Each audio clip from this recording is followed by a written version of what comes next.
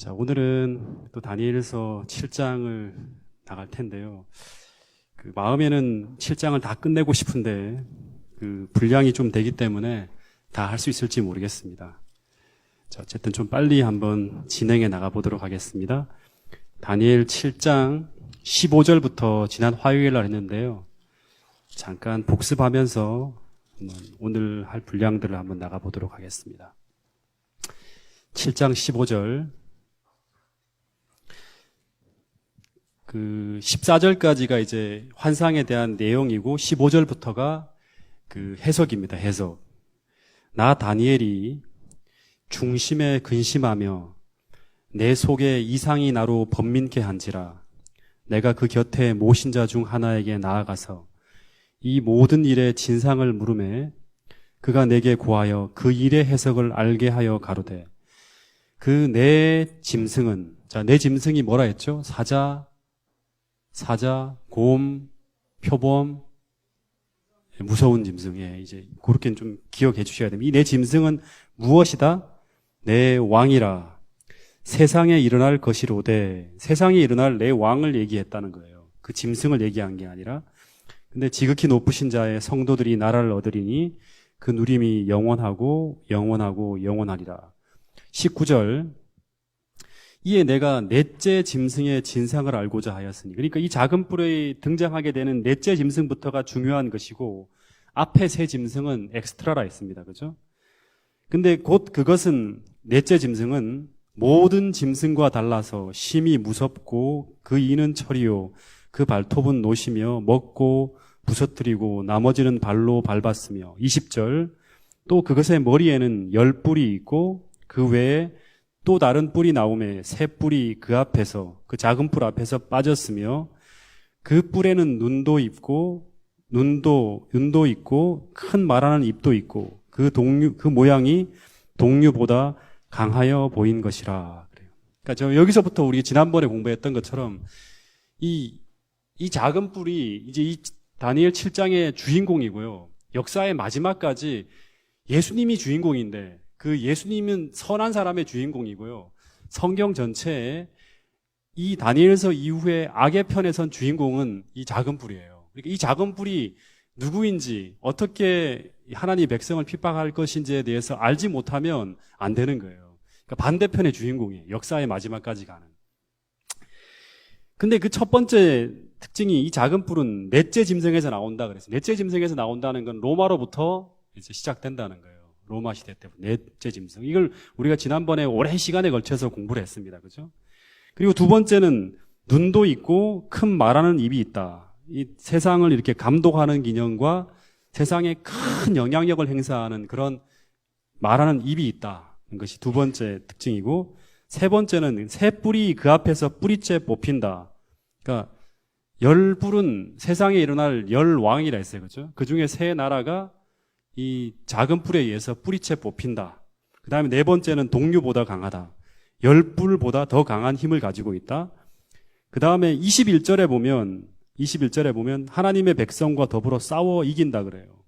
그리고 24절에 보면 이 10뿔은 이 세상에서 일어날 열왕이요. 그 후에, 그러니까 이 10뿔이 일어난 후에 이 작은 뿔이, 다시 말하면 로마가 10나라로 분열된 그 후에 등장해야 된다 그러고, 그 다음에 7번째는 먼저 있던 자들과 다르다 그랬고 8번째는 그가 장차 말로 지극히 높으신 자를 대적할 것이라 그랬고 9번째는 때와 법을 변개코자 할 것이라 그랬고 10번째는 이 박해 기간이 정해져 있어요.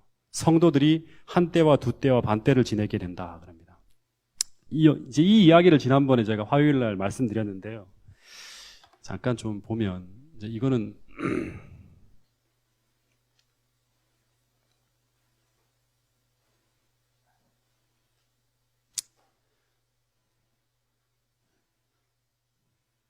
이 10가지 특징을 확실하게 알고 있어야 됩니다. 10가지의 특징. 제가 이제 이 다니엘 7장을 공부하면서 이제 다른 교회에서 주장하는 어떤 특징들을 이렇게 좀 공부해 봤어요. 이 다니엘 7장을 도대체 어떻게 해석하나 해서 인터넷도 뒤져보고 책도 봤는데요. 근데 다른 일요일 교회 주석 책들을 보니까 이 작은 뿔을 무슨 비잔틴 제국이라고 이제 해석하는 사람도 있고요. 또 어떤 책을 보니까 안티오쿠스 에피파네스 4세라 그래갖고 이 헬라의 이제 이 셀류쿠스 왕조 중에 한 왕을 이렇게 지칭해서 해석하는 사람들도 있어요. 그리고 뭐 어떤 책을 보니까 콘스탄티누스 황제라는 해석도 있고. 근데 그 해석을 보면 이 10가지 특징 중에서 자기에게 맞는 한 3가지나 2가지를 잡고 이렇게 쭉 해석을 해나가, 나머지는 해석을 하지 않아요. 3가지나 4가지 맞으면 이게 맞다 그리고 쭉 해석해 나가는 걸 봤어요. 그러니까 여러분, 이 10가지 특징 중에서 9가지가 맞더라도 1가지가 틀리면, 1가지가 모호하면 그건 작은 뿌리 낼 수 없어요. 아시겠습니까? 하나님은 애매모호하게, 그러니까 다른 어떤 한 존재를, 그러니까 이 작은 뿔로 몰아서 가면 안 되거든요. 굉장히 중요하기 때문에 악의 신원을 정확하게 하나님이 알 수 있도록 10가지 특징을 다 잡아놨어요. 그러니까 여기 10가지에서 다 맞아야지만, 분명하게 다 맞아야지만 그것이 작은 뿔이 되는 거예요. 이 작은 뿔은 맨날 기독교에서 말하는 그 적그리스도를 상징한다 생각하면 돼요. 예수님을 대적하는 엔티크라이스트가 바로 이 작은 뿔이에요. 작은 뿔. 그 첫 번째 특징이 뭐냐 그러면 넷째 짐승에서 나온다 했잖아요. 넷째 짐승. 그리고 또 하나가 10뿔이 일어난 후에 이 작은 뿔이 등장해야 돼요. 제가 지난번에 이 로마 교황, 법왕 로마가 원래는 신원이 뭐였다 그랬죠? 로마라는 한 지방교회 수석 장로나 목사 정도 되는 사람이었어요. 존재였어요. 그러니까 교회 한 담임 목사 정도밖에 안 되는 존재였어요. 근데 이 로마 교회 감독이, 다시 말하면 이 수석 장로가, 대표 장로가 세계 전체를 다스리는 영향력 있는 존재로, 뭐 어떤 제도적인 절차상의 뭐 한기총 총회라든가 무슨 기독교 총연합회 총회가 아니라 갑작스럽게 쫙 올라갑니다. 이게 굉장히 신비스러운 어떤 일이에요. 근데 이 로마 교황의 교황권이 시작되게 된 시작을 작은 뿔이라 했잖아요. 작은 뿔. 큰 뿔로 시작하는 게 아니에요.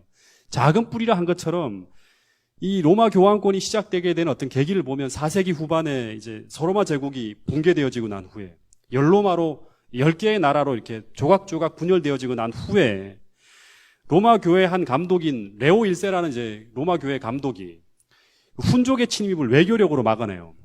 그 다음 이제 로마 교회 수석 장로가 누구냐 그러면 감독이 그레고리 1세라는 사람이에요. 이 사람이 또 그 롬바르드라는 이제 이 외침을 외교력으로 또 막아냅니다. 그러면서 이 하나의 교회의 목사가 아니라 무슨 역할을 하냐 그러면 하나의 어떤 그런 왕권을 행사하는 거예요. 외교력을 발휘해서 막아내는 거예요. 그러면서 이 서로마 제국의 작은 뿔이 되어지는 거예요. 그 빈 공백의 자리에 작은 나라처럼 이렇게 힘을 키워가기 시작하는 거예요. 그러니까 첫 번째, 넷째 짐승에서 나와야 되고, 그 다음에 두 번째는 10뿔이 나눠진 후에, 서로마 제국이 10나라로 분열된 후에 등장하는 존재로 이 2가지 특징이 맞아요. 그 다음에 세 번째 또 하나의 특징은 이전 나라들과 달라야 돼요. 이전 나라들이라는 건 10뿔이잖아요. 그러니까 프랑크 왕국이라든가 무슨 뭐 반달, 그 다음에 뭐 여러 이제 분열된 10나라들은 다 어떤 존재냐 그러면 정치적 군주 국가예요. 근데 이 작은 뿔은 다르잖아요. 어떻게 다릅니까? 정치력도 가지고 있으면서 종교적 이 파워를 가지고 있어요. 종교적 파워를 가지고 있는 거예요. 달라요. 그리고 이 10나라들은 전부 다 자기 영토에 있는 사람들만 다스리는데, 근데 이 작은 뿔은 자기 영토뿐 아니라 모든 민족에 관계없이, 영토에 관계없이 범세계적인 국가, 범세계적인 어떤 그런 이 정치력을 발휘하는 거예요. 이걸 계시록 13장 5절인가요? 7절에 보면 나라와 백성과 방언과 온 세계를 다스리는 힘을 가지고 있을 것이라는 예언이 딱 맞는 거예요. 그 다음에 네 번째 특징은 반드시 새 나라를 뿌리째 뽑아야 돼요. 새 나라를. 다시 말하면 6번째 나와 있죠. 그죠? 새 왕을 굴복시키는 일이 있어야 돼요. 근데 지난번에 제가 설명했던 것처럼 5세기 정도 됐을 때, 5세기 정도 됐을 때, 이 로마 교회의 권위를 크게 위협하는 새 나라가 등장했다 그러죠. 그러니까 로마 니케아 종교회의를 통해갖고 그리스도의 신성 문제를 반대하는 아리우스 장로를 따르는, 다시 말하면 로마 교회의 권위에 도전하는 새 나라가 등장합니다. 그 새 나라 중에 한 나라가 반달, 또 한 나라가 헤룰리, 또 한 나라가 동고트, 이건 애워놔야 됩니다. 이 세 나라는. 이 세 나라가 등장합니다. 근데 그 첫 번째 헤룰리족은 그 동로마 제국의 황제 이 제노가 동고트를 이제 충동시켜갖고 헤룰리를 치게 합니다. 그래서 493년에 이 아리안주의, 다시 말하면 이제 아리우스파를 따르고 있던 첫 번째 나라가 493년에 망해요. 그리고 첫 번째 뿔이 딱 뽑혀집니다. 그리고 난 후에 이제 동로마 제국의 황제였던 그 유스티니아누스 황제가 서로마 제국이 지금 아리안주의의 다시 아리우스 장로를 따르는 어떤 아리안주의 세력에 의해서 자꾸 침범을 당하고 있기 때문에 서로마 제국을 회복하려는 방편으로 그 단합된 교회의 힘을 이제 발휘하게 하기 위해서 533년에 로마 교회의 감독을, 이게 참 중요합니다. 전 세계의 머리라고 선언을 해요. 전 세계의 머리라고. 근데 아직까지 전 세계의 머리는 안 됐죠. 왜냐 그러면 반대하고 있는 여러 나라들이 존재하고 있기 때문에 그래요. 그 세력이 서로마 제국을 장악하고 있기 때문에 그런 거예요. 그래서 동시에 이제 이 유스티니아누스 황제가 아주 명장이었던 벨리사리우스라는 장군을 파견해서 반로마의 어떤 그런 편에 서 있던 한 세력이었던 아리안주의를 따라가는 한 나라였던 이 반달, 굉장히 잔인하고 아주 호전적인 그 민족인 반달을 치게 합니다. 그리고 534년에 이 두 번째 뿔이 뽑혀나가요. 그럼 이제 마지막으로 서로마 지역에서 교황의 최상권을 반대하고 있는, 다시 말하면 로마 교회 감독이 전 세계의 머리라고 선언한 이 선언에 장애가 되는 세력은 오직 하나, 동고트만 남아있어요. 그래서 이 벨리사리우스 장군이 534년, 다시 말하면 반달을 멸망시킨 바로 그 해, 바로 이제 이 동고트를 치러 들어갑니다. 그래갖고 536년 12월 9일에 로마에 개선 입성을 해요. 그래서 보통 이제 이거를 가지고 이제 538년이 시점이 아니라고 주장하는 사람들이 있어요. 근데 536년에는 로마에 개선 입성을 했지만 이 동고트인들이 다시금 로마로 이제 15만 대군을 이끌고 쳐들어와요. 그래서 이 벨리사리우스 장군과 그 다음에 이 군대가 1년 9일 동안 호위 공격을 당해요. 그러니까 완전히 멸망시킨 게 아니죠. 그러다가 이제 우리가 너무나 잘 아는 538년 아시죠? 538년에 유스티니아누스 황제가 이 지원군을 파견해서 538년 3월에 동고트족이 완전히 멸망하게 돼요. 그래서 로마 교회의 지상권을 가로막았던 이 아리안주의 국가들의 세 뿔, 헤룰리, 반달, 그 다음에 마지막 한 뿔이었던 이 동고트가 뿌리째 뽑힘으로 말미암아 이 유스티니아누스 황제의 그 선언대로 그 로마 교황이 세계 교회의 머리로 등장하게 되는 거예요. 자, 그래서 이 538년은 한때, 두때, 반때라고 하는 1260년의 시작이에요. 시작. 그래서 굉장히 중요한 연도입니다. 이거는 기억해놔야 돼요. 이 교황권의 전성기가 시작되었던 시점이에요. 그래서 우리가 안 보이죠?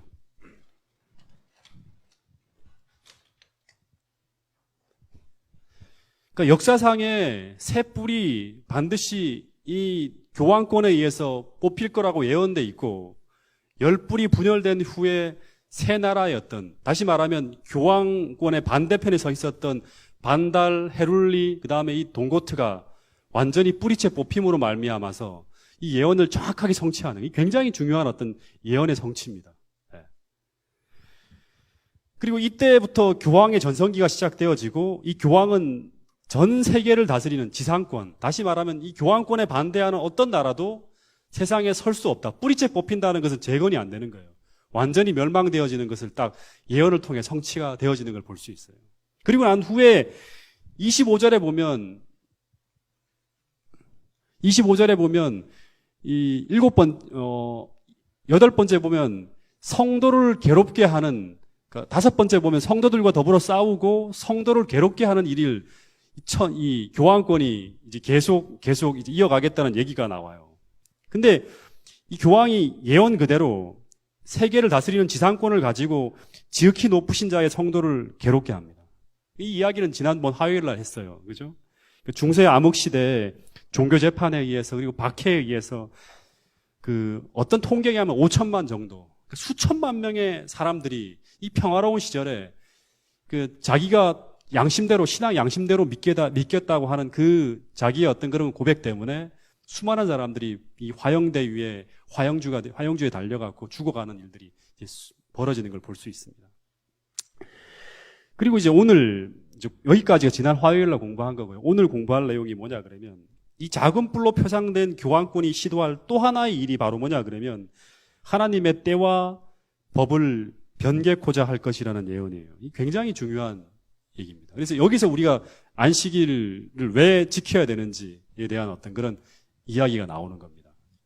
여러분, 하나님의 법이라고 하면 대표적인 게 뭐죠? 하나님의 법 대표적인 거. 네? 교회를 조금 다닌 사람이라 그러면, 그러니까 뭐 한 1년이라도 다닌 사람이라 그러면, 누구나 다 하나님의 법이라 그러면 대표적인 것은 십계명이라고 꼽습니다. 이 십계명. 근데 여러분, 이 십계명이 영원한 것입니까? 십계명 성경에 보면 여러 가지 법들이 있어요. 뭐 제사법도 있고 재판법도 있고 막 수많은 법들이 있는데 이 십계명이 다른 법하고 다르게 하나님이 구별해 놨어요. 다른 법들은 전부 다 모세가 이렇게 썼어요. 그 책에다 기록했는데 이 십계명만큼은 어떻게 기록했냐 그러면 하나님이 친수라는 게 뭐예요? 하나님의 손가락으로 친수로 당신께 친히 손으로 이렇게 기록한 것이 바로 십계명이에요. 한번 읽어보겠습니다. 시편 9편 10절 읽어보겠습니다. 시작. 여호와께서 내게 주셨나니 그 판의 글은 하나님이 친수로 기록하신 것이요 너희 총회 날에 여호와께서 산상 불 가운데서 너희에게 이르신 모든 말씀이니라. 그러니까 하나님이 친히 기록해 놓으신 구별된 법이 바로 뭐냐 그러면 이 십계명이에요. 십계명. 이거는 무슨 예수님의 돌아가심을 표상하는 거나 그런 게 아니에요. 그리고 이 십계명의 중심에 하나님께서 창조 시에 구별해 놓으신 시간, 다시 말하면 하나님께서 세상을 천지를 창조했다는 것을 알려주는 이 천지 창조의 기념일과 같은 그런 어떤 이 때가 시간이 바로 뭐냐 그러면 안식일이에요. 안식일. 아시겠습니까? 네.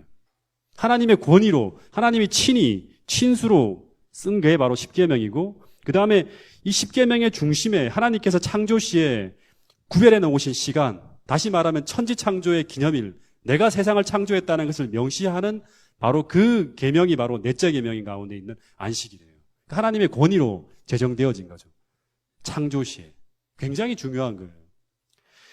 그래서 예수님께서 이 땅에 오셨을 때 첫 가르침을 통해서 그 첫 가르침이 산상수훈이에요. 마태복음에 보면. 예수님이 산에 올라가셔갖고 이제 백성들에게 이제 그 성경을 가르치는데 그 일성에 나온 이야기가 바로 뭐냐 그러면 이 하나님이 주신 법과 계명은 천지가 없어지기 전에는 1.1획이라도 변경되어지지 않고 다 이루어질 것이라고 산상수훈을 통해서 말씀했어요.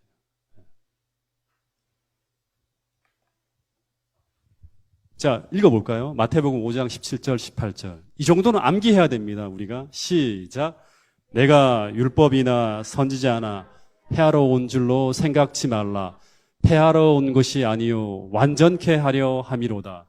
진실로 너희에게 이르노니 천지가 없어지기 전에는 율법의 1.1획이라도 반드시 없어지지 아니하고 다 이루리라. 내가 너희들에게 성경을 해석하면서 가르쳐주는 여러 가지 의미를 보태는 것이 이것이 율법을 절대 폐하러 오는 것이 아니다. 다시 말해 그렇게 가르치는 게 아니라는 거예요.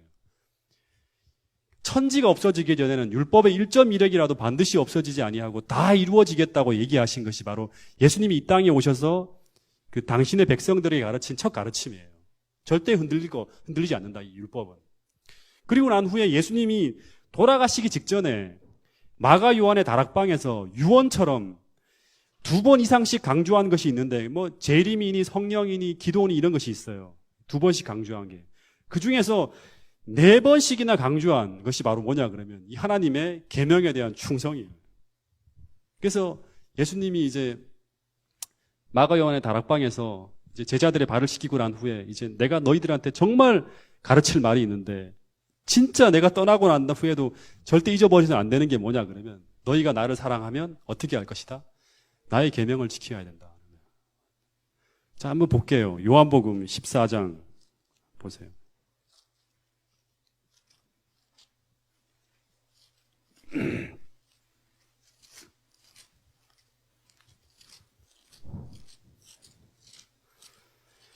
(14장) 15절 읽어보겠습니다. 시작. 너희가 나를 사랑하면 나의 계명을 지키리라. 21절도 보세요. 시작. 나의 계명을 지키는 자라야 나를 사랑하는 자니 나를 사랑하는 자는 내 아버지께 사랑을 받을 것이요 나도 그를 사랑하여 그에게 나를 나타내리. 이렇게 한번 가르치면 끝나는데 또 15절에 보면 이 다락방에서 나와서 포도나무, 포도농원을 쭉 거니시면서 또 얘기하세요. 15장 9절, 9절, 10절 보세요. 10절 읽어보겠습니다. 시작.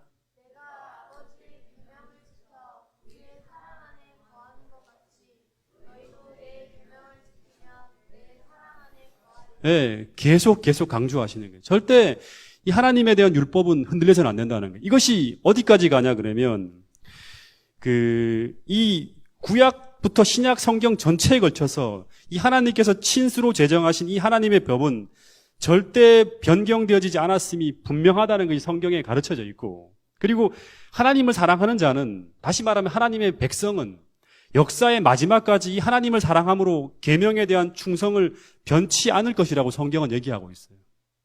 이게 이제 계시록 12장 17절 보세요.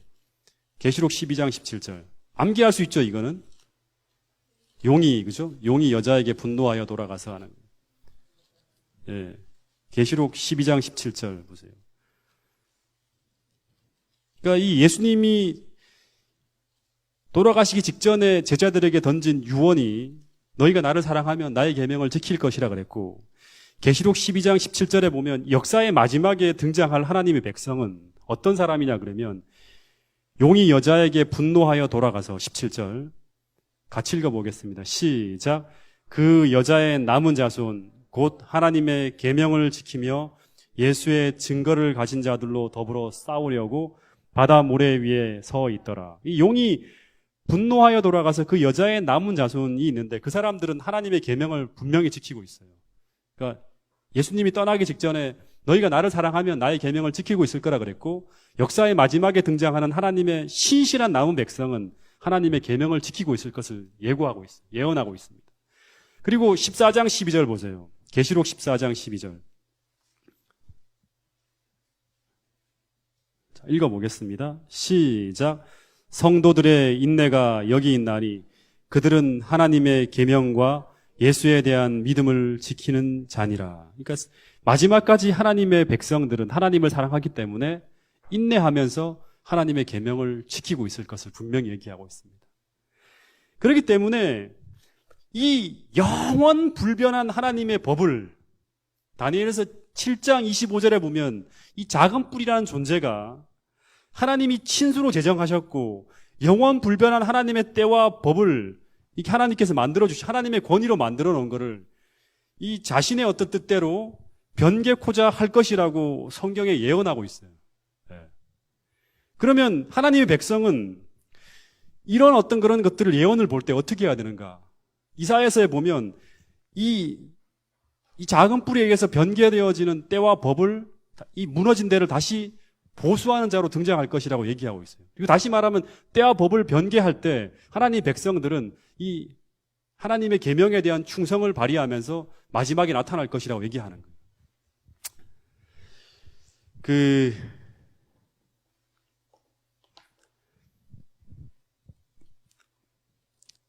여러분, 하나님의 대표적인 법이 십계명이고 그 법의 중심에 서 있는 시간이 안식일 계명이라고 얘기했는데, 여러분 예언 그대로 지금 이게 변개되어져 가고 있고 무너진 것을 볼 수 있어요. 작은 뿔에 의해서. 이제 그 얘기를 조금 여러분들과 함께 역사적인 부분을 보면서 좀 할 텐데요. 처음에 로마 교회가 처음부터 작은 뿔은 아니었죠. 그죠? 처음에는 우리가 이제 계시록을 공부하면 이제 정확하게 아는데 첫 번째 교회가 에베소 교회, 두 번째 교회가 서모나 교회. 이 두 교회 시절에는 하나님의 교회가 핍박 가운데 있어요. 이 로마 제국에 의해서 굉장히 이렇게 어려움을 겪을 때는 하나님의 율법에 대한 이 순결한 충성에 문제가 전혀 없었어요.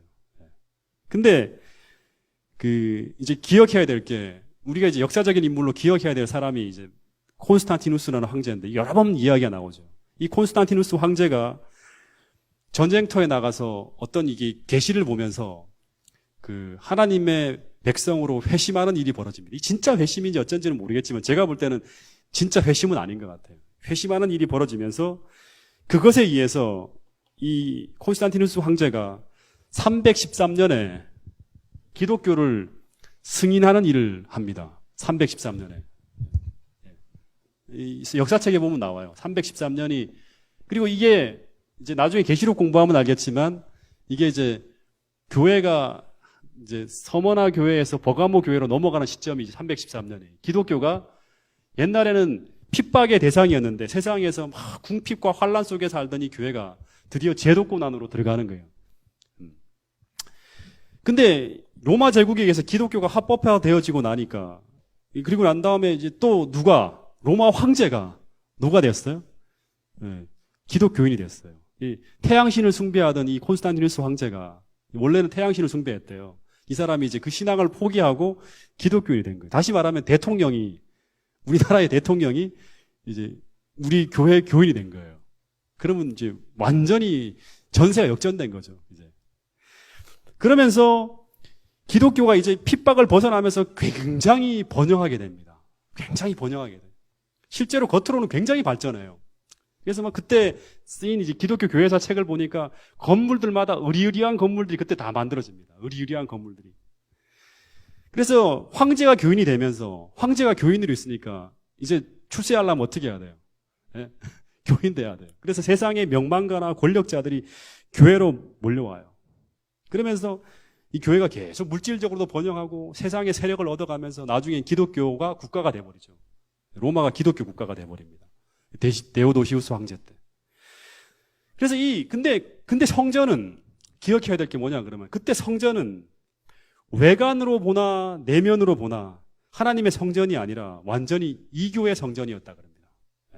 옛날에는 옛날에 교회는 이랬어요. 옛날에는. 또는 이제 조만한 무슨 이제 가정집에서 예배를 드렸어요. 그리고 교회가 만들어지더라도 요렇게 목사가 여기서 앉아서 설교하고 그다음에 이 허름한 의자에 앉아서 사람들이 앉아서 예배를 드리는 게 옛날의 교회의 모습이었어요. 소박하게.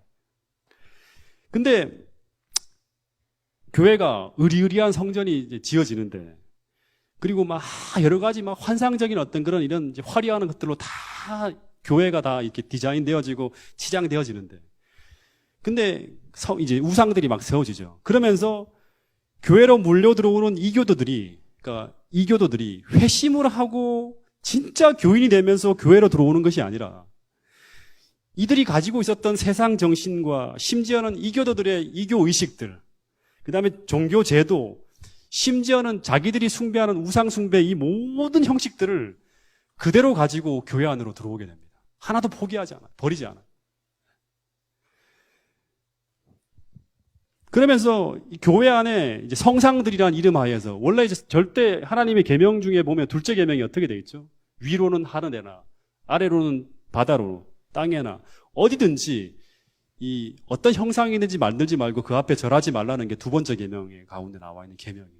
근데 성상, 다시 말하면 베드로상, 그다음에 뭐 바울상 뭐 이런 상이라 해갖고 이 성인들을 숭배한다 그래서 성상 제도들이, 원래 옛날에 이교도들은 다 그렇게 우상 숭배를 했기 때문에 우상이 없으니까, 눈에 보이는 게 없으니까 이건 막 굉장히 혼란스러운 거예요. 그래서 그 사람들이 그렇게 하는 것들을 그대로 유지하면서 그 대상만 대처시켜 놓은 거예요. 성상들을 막 세워놓는 거예요. 그리고 거기에서 분양하는 일들이 벌어지고, 그러면서 이때부터 교회가 계시록 2장에 나와 있는 것처럼 버가모 교회가 되어가요. 그러니까 완전히 급속도로 세속화되면서 타락해가는 거예요. 그래서 이 교회가 이때부터 밀물처럼 밀려 들어오는 이 이교의식이나 제도나 우상을 거부하고 배척해야 되는데 그렇게 하지 않고 다 받아들입니다. 그러면서 이 하나님과의 말씀의 모순을 합리화하기 위해서 어떤 일을 하는가 하면 우상 숭배하지 말라는 이 둘째 계명을 어떻게 합니까? 삭제합니다. 삭제. 우상이 있으니까 우상 숭배하지 말라는 계명을 이렇게 두면 자기들이 가르치는 거가 모순되니까 이 계명을 싹 삭제해버립니다. 하나님의 법을 변개하는 거예요. 그래서 이 교회들이 8세기쯤 가면요, 한 700년대쯤 가면 교회가 아니 온통 우상으로 뒤덮여 있었대요. 꽉 채워져 있었다고. 그리고 심지어 이 그레고리 3세라는 이 교황은 우상의 사용을 적극적으로 옹호하면서 이런 말까지 합니다. 하나님은 성만찬에서와 마찬가지로 만들어 놓은 우상에도 임재하신다. 그려지거나 묘사되지 아니한 그리스도는 실제 그리스도가 아니다. 이게 상이, 그림이 그려지거나 또는 어떤 걸로 우상으로 만들어준 그리스도가 아니면 그 그리스도가 아니라는 거예요. 그러니까 반드시 우상 숭배를 해야 된다는 거예요. 여러분, 지금도 여전히 이 바티칸에 가면 바티칸 성당에는 395개의 성상이 있대요. 우상들이 있어요. 그리고 44개의 제대가, 분양하는 제대가 차려져 있다 그럽니다. 그래서 마치 어떤 사람은 이 불교의 사찰인지 교회인지 모를 정도로 그렇게 미사를 드린다 그럽니다. 여러분, 그리고 우리 어머니도 아직 천주교인이잖아요, 아직. 근데 어머니가 아침마다 이제, 오늘 내가 어머니가 천주교를 다니기 시작하면서 갔더니 이제 아침에 보니까 이렇게 제대가 있어요. 근데 거기 보면 마리아 상이 딱 만들어져 있고 그 위에는 예수님 십자가 상이 만들어져 있어요. 예수님이 십자가에 달린 모습. 그려지거나 만들어진, 우상으로 만들어진 그 상이 아니면 그 그리스도가 아니라고 한 것처럼 반드시 우상을 다 만들어 놓고 그게 분향하고 그 다음에 기도하게 하는 거예요. 제대를 차려놓고. 여러분, 이러한 역사적 배경을 가지고 있기 때문에 여전히 교회 안에 우상이 존재하기 때문에 이 로마 교회는 출애굽기 20장 5절의 10계명의 두 번째 계명인 아무 형상이든지 만들지 말며 그것에 절하지 말며 그것에 섬기지 말라는 이 둘째 계명을 그냥 둘 수가 없는 거예요. 그래서 어떻게 얘기하냐 그러면 이 첫째 계명, 둘째 계명은 첫째 계명 안에 포함되어져 있기 때문에 이제 첫째 계명, 하나님 외에 다른 신을 숨기지 말라는 이 계명 속에 이 둘째 계명이 포함되어 있기 때문에 이것은 없어도 된다 그럽니다. 그래서 이걸 삭제하는 것을 이제 자기들이 합리화시키는 거예요. 그리고 천주교의 10계명과 이 성경에 나와 있는 10계명이 이제 다르잖아요. 어쨌든 10계명이니까. 그죠? 그래서 이거를 10가지로 만들기 위해서 마지막 10번째 계명을 둘로 나누는 거예요. 그러니까 법을 변개하는 일을 하는 거예요. 그 권위로. 그래서 이 작은 뿔이 하는 일이 이제 법을 변개하는 게 확실하게 이제 나타나죠. 그럼 또 하나는 때잖아요. 안식일이 어떻게 변경되어지는가? 여러분, 성경과 모든 역사서적을 다 뒤져보면 이 안식일을 제정하신 분은 하나님이에요. 친수로 만들었고 그분이 구별했잖아요. 말씀으로. 창세기 때 보면. 근데 이 친수로 10계명의 넷째 계명에 기록한 이 날을 모든 그리스도인들이 4300년 동안 신실하게 지켰어요. 바뀐 적이 한 번도 없어요. 성경의 기록이나 모든 역사상을 뒤져보더라도. 근데 이 안식일이 일요일 예배로 바뀌어지게 된 공식적인 변경의 기원을 보면 성경에 없고 어디에 나오냐 그러면 똑같아요. 이 313년 기독교를 승인한 콘스탄티누스 황제가 개종한 후 8년 만에 이 날짜도 기억해 놓으세요. 321년입니다. 321년. 네. 최초의 일요일 휴업령이 내려진 날이에요. 321년 3월 7일 일요일 휴업령을 발표합니다. 3월 7일 날.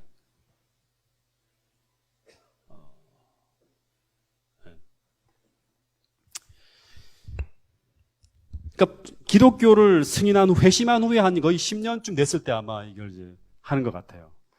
그러니까 제가 볼 때 이 콘스탄티누스 황제는 진짜 순수하게 회심한 기독교인이 아닙니다. 그러니까 얘기한 것처럼 이전에 태양신을 숭배하던 그 사람이에요. 태양신도 숭배하고 예수님도 숭배하는 거예요. 그래서 이 콘스탄티누스 황제가 국가 통합을 위해서 이제 기독교가 되고 기독교도가 되고 기독교로 국가 종교를 승인하긴 했지만 그 대신 예배일은 그 국가 통합을 위해서 태양신을 숭배하는 조로아스트 교인들과 같은 날을 예배하는 거예요. 국가 통합을 위해서. 그래서 그걸 강요하는 법을 제정하는 게 321년 이제 바로 일요일 휴업령을 이제 반포하는 거예요.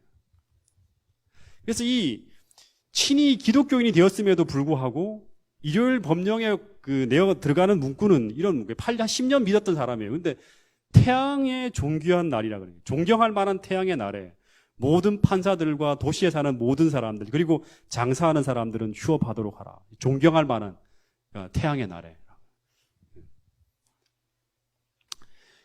그래서 이제 교회가 선택을 해야 돼요. 이 321년. 이제 이 법이 반포되면서 이제 교회는 성경에서 하나님이 친수로 제정한 일곱째 날 안식일을 우리가 지킬 것인가? 아니면 국가가 법으로 제정한 일요일을 준수하는 이 법을 지켜야 될 것인가를 놓고 교회가 어떻게 할 것인가를 놓고 회의가 열려요. 이 회의가 진짜 중요한 회의입니다. 그게 바로 그 유명한 무슨 회의? 364년 일곱 교회 중 마지막 교회 라오디기아라는 곳에서 그 교회에서 열린 라오디게아 종교회예요. 이게 이제 천주교에서 맨날 얘기하는 거예요. 일요일 변경의 건의가 바로 여기서 나오는 거예요. 364년에 있는 라오디게아 종교회의라고 합니다.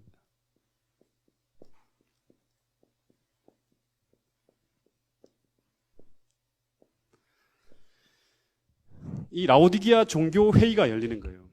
이 회의는 제가 볼 때는 말씀대로 살 것인가, 하나님 말씀대로 살 것인가, 다시금 핍박을 받으면서도 우리가 말씀대로 살 것인가, 아니면 국가의 법을 따라서 세상과 타협할 것인가를 결정하는 순간이었어요. 근데 이때 교회는 성경상의 안식일을 포기하고 국가가 만든 제도인 일요일 휴업령을 받아들이는 것으로 결정해요. 그러니까 너무너무 오랜 기간 핍박을 받고 박해를 받아왔기 때문에 다시금 그걸 반복한다는 게, 황제를 분노하게 하는 그런 일을 한다는 게, 대항한다는 게 힘든 거예요. 그래서 결국에는 포기하고 세상과 타협하기로 결정하는 거예요. 근데 여러분, 이것은 완전히 교회가 아니죠. 교회는 반드시 사도행전을 본다 그러면 누가 통치해야 됩니까? 하나님이 통치하시고 하나님의 법이 통치해야 되고 하나님 말씀대로 살아가는 것이 바로 교회예요. 아무리 교황이라 하더라도, 그 사람이 교회를 대표하는 사람이라 하더라도 그 사람이 말씀에 반대되는 방편으로 간다 그러면 우리는 그걸 거부해야 돼요. 그 사람이 아무리 목사라 하더라도, 아무리 연합회장이라 하더라도, 아무리 합회장이라 하더라도, 아무리 장로라 하더라도 그 사람이 하나님의 말씀의 뜻에 위배되는 방향으로 간다 그러면 그것은 따를 수가 없는 거예요. 그게 기독교의 정신이에요. 근데 이 교회가 성경상의 하나님의 예배일을 포기하고 국가가 제정해준 그 날에 따라서 예배 드리기로 결정을 하는 거예요. 그러니까 성경과 위배되는 결정이에요. 그러니까 완전히 세상과 타협하는 거예요. 이때부터 교회의 배도가 공식적으로 시작되는 거예요. 교회가 배도하는 거예요. 그리고 이때부터 법왕의 명령을 따르지 않고 하나님의 명령을 따르기로 결심한 사람들이 교회를 떠납니다. 떠나서 어디로 가냐 그러면 산으로 들어가요. 그 사람들이 누구죠? 우리가 각시대 쟁투 상권에 보면 왈덴스인들, 이런 사람들이 산중에 들어가서 신앙 양심을 따라 살기로 결심하면서 이제 여기서부터 우리가 한때 두때 반때 동안 하나님이 어디서 하나님의 교회를 지키고 있다 그랬어요. 기른다 그랬어요. 양육한다 했어요. 광야에서. 계시록에 보면 광야 교회가 시작되는 거예요. 광야 교회가 원래 하나님을 믿고 따르는 사람들은 이 교회를 따라가는 거예요. 이 하나님께서 계속 말씀을 따라 살아온 사람들을 하나님의 이 불러냄을 받은 무리지, 아무리 그 숫자가 뭐 70만, 80만, 로마 전체 제국을 다 하나님 믿는 사람이라 한다 하더라도 하나님의 말씀대로 살지 않는 그 교회는 하나님의 교회가 아니에요. 그러니까 우리는 재림교회는 이 광야 교회의 전통을 가지고 우리는 그 뿌리를 두고 있는 사람들이 바로 재림교인들이에요. 말씀을 따라서 산다. 그래서 이 교회가 마지막까지 포기하지 말아야 될 게 뭐냐 그러면 우리가 말씀을 모르면 안 되죠. 말씀을 연구하고 하나님의 뜻이 무엇인지를 알아야지만 사람을 따르지 않고 하나님을 따라서 끝까지 신앙 양심을 따라 갈 수 있는, 거기에 힘이 있는 거예요. 그 신념만 있으면 우리가 아무리 어려운 환경 속에 간다 하더라도 우리는 신앙을 포기하잖아요. 믿음을 포기하지 않습니다. 이게 하나님의 뜻인가? 그것만 확실하다 그러면 다니엘처럼 세상 전체를 대항해서도 우리가 우리 뜻을 굽히지 않고 그 길을 걸어갈 수 있는 거예요. 근데 이게 모호하고 이게 흐려지면 우리는 그 길을 끝까지 가지 못하는 거예요. 그래서 이 그리스도의 제자교회의 창시자인 알렉산더 킴벨이라는 사람이 이런 말을 했다 그래요. 우리 교회는 아니에요. 그러나 어떤 사람들은 이르기를 안식일이 일곱째 날에서 첫째 날로 변경되었다고 한다. 그런데 어디서, 언제, 누구에 의해 그렇게 되었는지 이와 같은 질문에 아무도 대답할 수 없다. 이 제자교회 창시자인 킴벨이라는 사람이에요.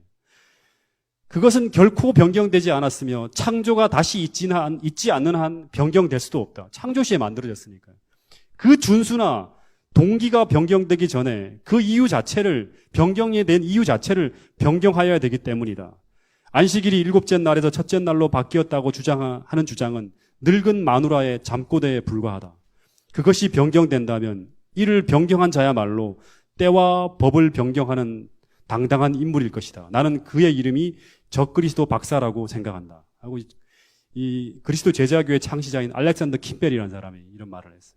그리고 침례교 요람을 쓴 사람인 히스콕스 박사라는 사람이 이런 말을 했어요. 침례교 요람을 만든 사람이에요.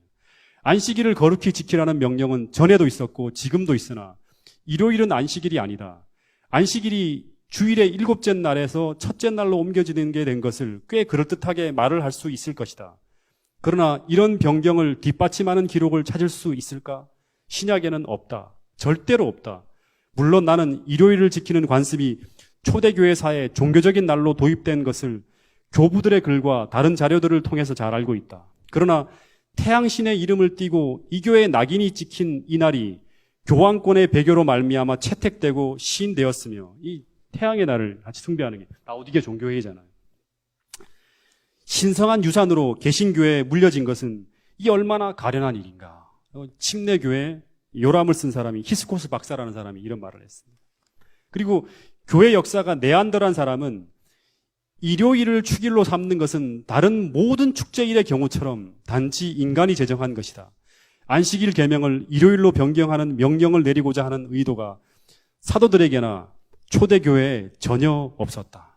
어떤 기록에도 없다. 사도들도 없었고 신약에도 없다는 거예요. 초대교회에도. 그래서 이 대영 백과사전에 의하면 일요일을 준수하도록 하는 법을 최초로 제정한 사람은 이 대영 백과사전은 이제 모든 사람들의 상식이 다 기록된 백과사전이에요. 거기에 보면 일요일 준수하도록 만든 법은 성경에는 없고 최초로 정한 사람은 우리가 말하는 것처럼 이 321년 콘스탄티누스 황제에 의해서 제정했고 황제는 이 존경할 만한 태양의 날에 모든 사람들이 휴식함으로 이 날을 축구하라고 하는 명령한 법을 제정했어요. 그리고 가톨릭 교회가 364년에 라오디기아 종교회의를 통해서 이 제안을 수락하는 법규를 제정합니다. 그러면서 그때부터 시작해서 지금까지 모든 사람들이 계속 이 예배일이 일요일로 알고 따라오는 거예요. 계속. 그래서 이 가톨릭 교회는 지금도 당당하게 이 사실을 인정해요. 그러니까 천주교 교리문답 책에 의하면 안식일을 주일의 제7일에서 첫째 날로 변경한 데 대해 성경의 권위가 있는가? 누가 교황에게 하나님 계명을 변경할 권위를 부여했는가 하고 물어요. 그랬더니 답이 만일 성경에 그리스도인을 위한 유일한 지침이라면 제7일 안식일 예수 재림 교인들과 이 말이 나와요. 제7일 안식일 예수 재림 교인들과 유대인들이 지키는 토요일을 지킴이 올바른 것이다. 성경을 그리스도인을 위한 유일한 지침이라 한다면 안식일 교인들과 유대인들이 지키는 토요일이 성경의 권위에 따라 지키는 사람들이 지키는 안식일이라는 거예요. 그러나 가톨릭 교인들은 예수 그리스도에 의해 세워진 거룩하고 오류가 없는 권위에 의하여 무엇을 믿고 무엇을 행해야 하는지를 알게 되는데 가톨릭 교회는 사도시대의 그날에 있는 주님의 부활을 드높이고 유대인으로부터 그리스도를 분명히 가려내는 표가 되도록 하기 위해 일요일을 쉬는 날로 만들었다는 거예요. 이 라오디게아 종교회의를 통해서. 그리고 1910년 1월 25일 공인된 회심자의 가톨릭 교리문답 문답서에도 어느 날이 안식일인가? 답, 토요일이 안식일이다. 우리는 왜 토요일 대신 일요일을 지키는가? 똑같아요. 가톨릭 교회가 이걸 알아놔야 돼요. 라오디게아 종교회의 364년 라오디게아 종교회의에서 그 존엄성을 토요일에서 일요일로 옮겼기 때문이다. 교회의 권위에 의해서. 여러분 분명히 가톨릭 교회가 364년 라오디게아 종교회의를 통해서 하나님의 법을 고쳤기 때문에 그들은 토요일 안식일 대신 일요일을 지키고 있다고 공개적으로 공언해요. 그러니까 우리가 다니엘 7장에 나와 있는 이게 모호하지 않도록 하나님은 공개적으로 천명하도록 만들었어요. 이거를. 그리고 다니엘 7장 25절에는 분명히 작은 뿔이 때와 법을 변개코자 할 것이라고 예언했고 분명히 작은 뿔이 이 일을 했기 때문에 이 작은 뿔은 교황권이 분명하다는 거예요. 그래서 이 다니엘서 7장의 10가지 특징 중에서 9가지가 분명하게 딱딱딱 다 맞아 떨어집니다. 그러니까 하나님이 친수로 기록했고 창조시에 하나님의 권위로 제정되어진 이 안식일이 토요일에서 일요일로 변경되어질 것이 예언되어져 있고 그대로 자기들이 그렇게 하고 있다고 얘기를 하는 거예요. 그럼 이제 마지막 한 가지. 다니엘 9장 25절에 의하면 이 작은 뿔의 전성기가 정해져 있습니다. 그 기간이 바로 언제냐 그러면 한때, 두때, 반때라 그럽니다. 이 한때, 두때, 반때라는 말은 한때는 때라는 말이 이단인데 이건 1년을 가리켜요. 1년. 그래서 한때, 두때, 반때는 1년, 2년, 반년에서 3년 반의 기간이에요. 그래서 3년 반은 이거는 같이 알아두세요. 성경에 보면 42달 또는 1260일, 3년 반, 한때, 두때, 반때 전부 다 같은 기간입니다.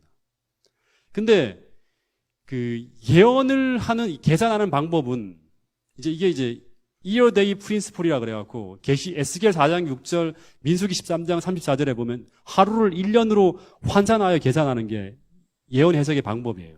이걸 이제 이어 데이 프린스플이라 그러는데 그래서 이 3년 반은 1260일이지만 1일을 1년으로 환산하면 1260년이 됩니다.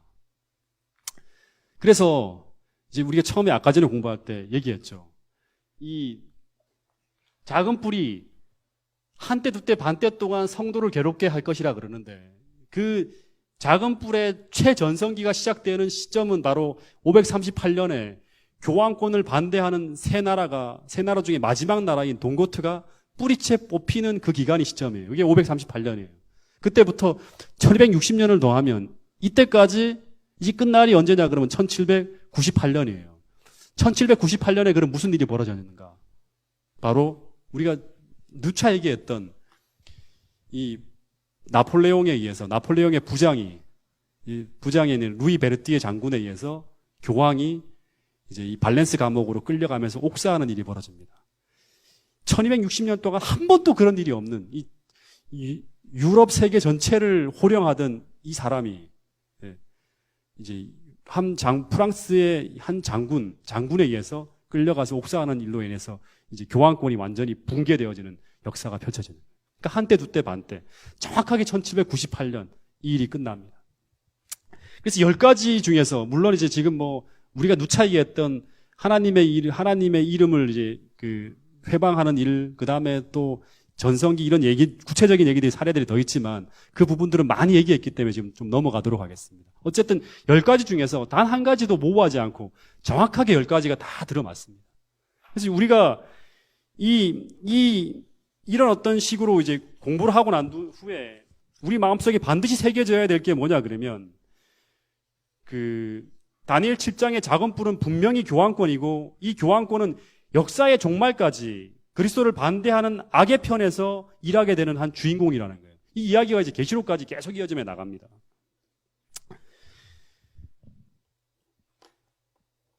그래서 이 재림교의 교리 중에 하나가 뭐냐 그러면 이제 이 다니엘 7장 마지막 구절에 보면 이제 한때, 두때, 반때까지 하나님의 백성들이 핍박을 당하고 난 후에 이 26절 보세요. 26절 보면 같이 읽어보겠습니다. 다니엘 7장 26절.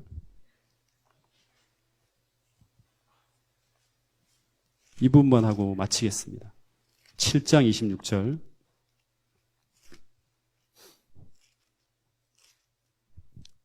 자, 읽어보겠습니다. 시작. 그러나 심판이 시작되면 그는 나라 권세를 빼앗기고 완전히 멸망할 것이요. 나라와 권세와 온 천하 나라들의 위세가 지극히 높으신 이의 거룩한 백성에게 붙임 바 되리니 그의 나라는 영원한 나라이라. 모든 권세에 있는 자들이 다 그를 섬기며 복종하리라. 그 말이 이에 그친지라. 나 다니엘은 중심에 번민하였으며 내 얼굴빛이 변하였으나 내가 이 일을 마음에 간직하였느니라. 그러니까 여기 보면 이 하나님의 백성들이 나라와 권세를 얻기 위한 심판이 시작되었다고 이제 다니엘은 말하는 거예요. 한때, 두때, 반때가 끝나면 1844년에 이 심판이 시작돼요. 그러니까 역사의 종말에 그 당시도 마찬가지고 지금도 마찬가지예요. 진리를 가진 백성들이 고난받고 박해받고 마치 하나님 앞에 버림받은 존재처럼 보이지만 화영대주에 올라가고 막 이러잖아요. 그죠? 고통받지만 누가 진리를 가지고 있는지, 누가 진짜 하나님의 편에선 의로운 존재인지, 그 모든 가려진 베일을 거치는 작업을 누가 하신다? 하나님이 분명히 하신다는 거예요. 그 당시에 이제 어떤 책에 보면 중세 암흑기 시대에 진짜 신앙대로 살리는 어떤 한 사람이 붙잡혀요. 그래서 화영대 위에 올라가면서 이제 죽기 직전에 이제 네 신앙을 포기하라 그러는데 끝까지 그 사람이 포기하잖아요. 그랬더니 이제 그 하나의 어떤 그런 이 사형 집행 절차에 따라서 마귀이기 때문에 마귀 모양의 꽃가를 씌우고 모자를 씌우고 이렇게 딱 다 가려요. 그리고 가족들이 그 앞에서 막 울어요. 울면서 막 이제 마지막을 보내는 거예요. 그리고 난 다음에 불을 지피면서 막 죽여나가는 거예요. 근데 그때 그 가족들이 이제 마음속으로 너무너무 가슴 아프게 저 사람이 진리인데 저 사람이 진짜 하나님 믿는 사람인데 그러니까 진리를 가지고 있는 의인이 악인처럼 불에 타서 죽어가는 거예요. 그리고 그거를 뒤에서 보면서 너무너무 하나님 이 억울한 어떤 그런 그 괴로움을 하나님 심판해달라고 호소하면서 막 울어요. 근데 하나님께서 보신다는 거예요. 거기서는 그 상황에서는 비록 힘이 없어서 국가 권력에 의해서 그 사람들이 죄인처럼 무고하게 죽어나가지만 하나님이 심판하신다는 거예요. 다니엘서에 의하면. 그 억울한 죽음에 대해서 하나님께서 반드시 너가 진리고 너가 진짜 하나님 믿는 사랑하는 사람이었다는 것을 하나님이 밝혀주신다는 게 바로 심판이에요. 마지막에도 마찬가지죠. 우리가 그죠? 지금 교회 규모라든가 세상에 영향력이 없기 때문에 우리가 자꾸 이단으로 누명 쓰고 있지만 그런 어떤 이런 꽃갈이 씌워진 상태로 세상 사람들에게 조롱을 받고 있지만 결국 마지막에 가서는 이 성경대로 사는 사람이 누군지 무엇이 진짜인지 우리가 모호하게 아는 것이 아니라 진리를 가지고 있다면 이 진리를 가진 백성이 결국에는 심판에서 이긴다는 것이 성경의 이야기입니다. 그래서 오늘 우리가 이런 어떤 확신을 가지고 성경을 더 깊이 연구하고 더 확실하게 보면서 진리 백성으로서 이 마지막 때 위축되지 않고 하나님 백성답게 살아갈 수 있는 여러분과 제가 되기를 간절히 바라겠습니다. 이 심판에 대한 이야기가 다니엘 7장에 이제 나오고 이어서 8장에서는 그 더 구체적으로 성소 문제와 더불어서 공부하게 될 것입니다.